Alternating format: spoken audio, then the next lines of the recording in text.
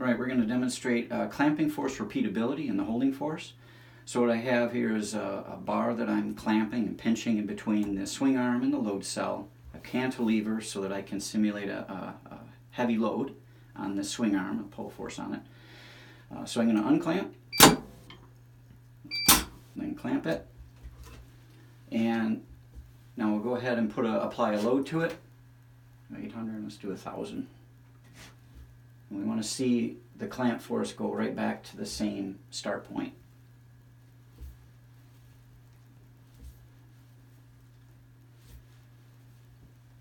So these wedges are locking this shaft and the swing arm in place. So let's do it with without the air now.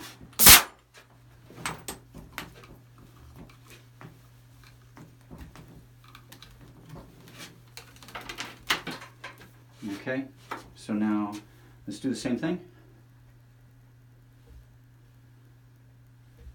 Going up to 1,000. See, I'm going back 157 each time.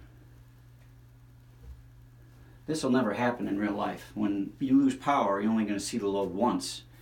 But again, I wanted to demonstrate the wedges are locked in position and this shaft is not moving at all. It will not move. You're actually just kind of bending it because of the strength of material. You're in true strength of material condition here.